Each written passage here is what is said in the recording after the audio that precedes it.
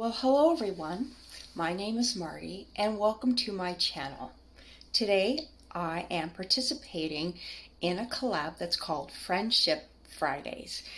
This is being hosted by Angela, the Inquisitive Farm Wife, and Renee from Pike Creek Farm. Now, if you would like to participate in this collab, it is open. And all you have to do is use a friendship starter or Herman starter, sweet starter in your recipe and post it up to YouTube. And in your description, put @ in front of each of the channel names so that they can see it posted. And Angela will put it in a playlist on her channel. Now we have 4 Fridays in April, and you can post as many times as you would like on the Fridays to make it easy. And let's join in on the fun. Today I'm going to be making tea biscuits. Now the recipe I am going to be making for you today with my Herman or my friendship starter is a very dear recipe to me. I have made this since I was 14 years old. That was in 1974. And the lady I worked for at the time, I worked in the summer months looking after her children, housekeeping, cleaning her pool, doing physiotherapy with her youngest child. I also helped with her cooking and other things. But she had this most amazing thing tucked away in a jar in her fridge that I'd never seen the likes of before. And she used it as a beautiful ingredient into her pancakes and into her tea biscuits. And it was like magic. I had never seen anything like that before. And who knew that it was going to be so popular in years to come. So I hope you like this recipe and that you give it a try and enjoy. This recipe calls for 1 cup of all-purpose flour, which I've already pre-measured. I'm going to place it in a sifter, followed by 2½ teaspoons of baking powder, also going in there, 3/4 teaspoon of baking soda, and I will drop that in there as well. And we're just going to sift it. I'm going to add in a little bit of air, and we're going to make sure there isn't any lumps or bumps in this. Plus, it also evenly distributes it throughout. Now I add in 1/2 cup of the chilled butter. I like to have it chilled. I prefer to have it grated. But my butter was already out and it was a little on the soft side for that. So I just cubed it up, put it in that little container, and popped it in the fridge. So I'm going to use a pastry blender here. You do not have to use that. A couple of knives or 2 forks will work just as well. And as you can see, I have it basically a fine crumble in there. Now I have 1 cup of the starter, and it's been sitting out. It's nice and bubbly. My starter in a jar. I find it more convenient. If it's cooler, I keep it out on my counter. But if it's more than a couple of days, I do like to store it in my fridge. Now look at those happy bubbles in there. So I'm just going to gently stir this in. Now I've stirred the starter in, and it's pretty well all incorporated. And what I'm going to do now is flour up my hands and lightly knead it a few times. Now, because I have pre-chilled the fat that I use today, today I use butter, the dough feels cold, and that is what I prefer to have, because my hands, even though I am going to just lightly knead this, it's going to warm the dough up. So I've done it 3 times, I think, 4, 5, and I think we're just going to do 6, and I will show you what it looks like. And look how fluffy that is. Like, barely press on it and leaves an indent. Sometimes I can bring it in, fold it in a quarter, turn, give it a quarter turn, fold. So if I can do 4, that's wonderful. And I'm going to let it rest on some flour. Now I'm going to sprinkle some flour on the counter and gently take that, place it on the flour.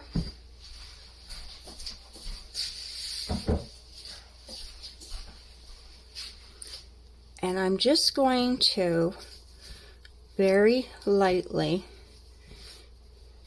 form it. Give it a sprinkle. There we go. Now, the key to any tea biscuit is handle it as little as possible. You see I'm rolling it from the middle out, and typically you give it a quarter turn and till you have the thickness you would like.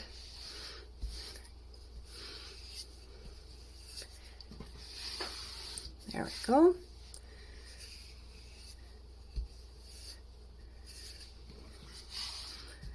And I think I'm just going to press it out just a little bit there.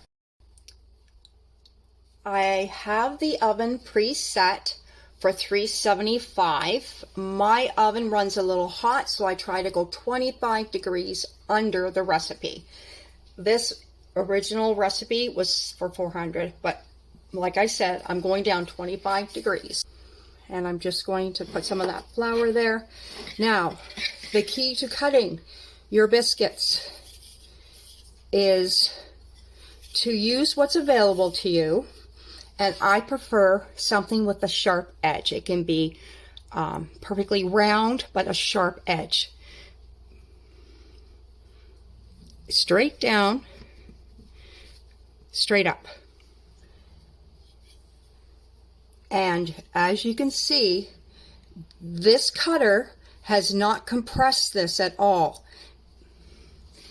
You do not want an edge that will compress and compromise your tea biscuits. They will not rise to their full potential and flakiness if this outer edge has been compressed. And obviously I am doing this on my counter. This isn't razor sharp. I am going to get a pastry board so that I can do these items a little bit easier. But you can use a very sharp knife and cut this like that shape that I had, that nice round shape. You can take a knife or a scone knife, which is round and has all the crisscrosses in it, and very easily in one swoop down and up. And mind you, that knife, that'll be sharp because it's treated like a knife and will cut beautiful scones. And then you just take it and put it on your sheet as you would this. Now with these scraps, I'm just gonna very lightly form them, the edges under, give it a squeeze, because that'll find fresh dough underneath So I just tuck it under and give it that little squeeze. Okay.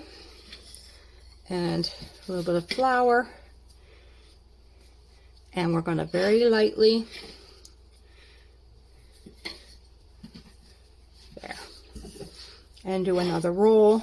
Now these ones aren't going to be as tender because it is a second roll, but my goodness, they're going to be just as tasty as that first roll.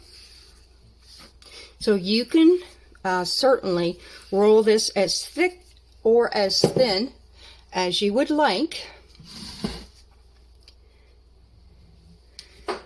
And I want mine fairly thick. There we go. 2, 4, 6, 7, yeah. So it typically makes 8. Now this is a great project for the kids. They like to get the last little bits here. And I'm in no hurry because I'm actually going to let these tea biscuits rest. They need a little rest. And that's going to help the gluten in there relax from the flour that I've added in. And while they sit there, it's going to relax. And when I put it in the oven, then it's going to be quite lovely.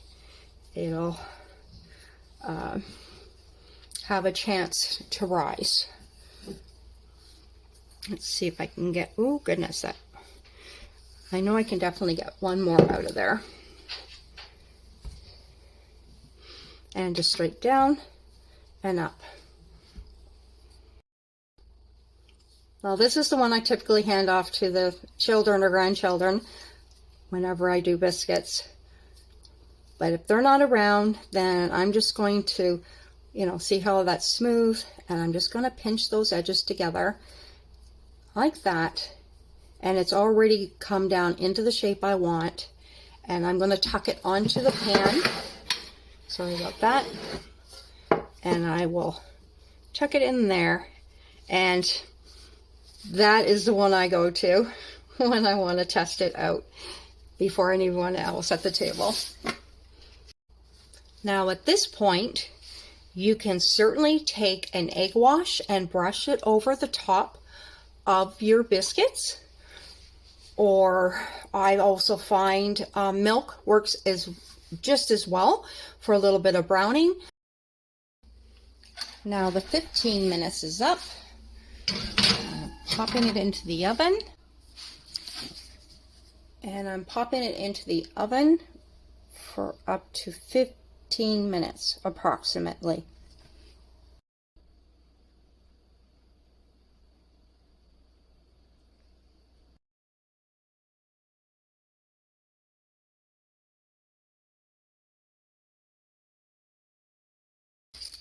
I've just taken them out of the oven. Brush on some butter.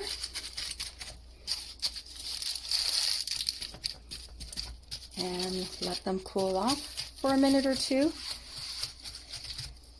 And we will have a taste test. Now look at these beauties. Look at how that flaked apart and rose. More than double, if not, well, I would say almost triple, definitely triple the height. Because the biscuit, when I cut it, was down here, and just incredible. Like even these ones that haven't totally like separated, they're double. Now I like to keep the tea biscuits on the hot baking sheet for as long as possible because they will continue to cook. So take that into consideration. Now the butter that I have brushed on the top of it has sunk in, which is wonderful. And I've just pulled this one apart and look at how amazing that is. Light and fluffy. And when it was baking, it brought back so many memories and emotions because this year I turned 64 in October, and it just dawned on me, this recipe to me has been in my life for 50 years. We bake this all the time. Okay. When I bit into that, it was just fluffy, flaky, delightful. Even though there's a little bit of butter on there, because I didn't want to cloud up the taste of it. And it just dissolved when I took that bite. It was that airy.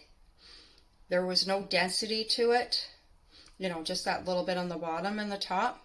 And that's what I want. It's a great thing to have on the side with a cup of tea in the afternoon, or any leftover in the morning. Have it with your breakfast. It's wonderful as well. And very simple.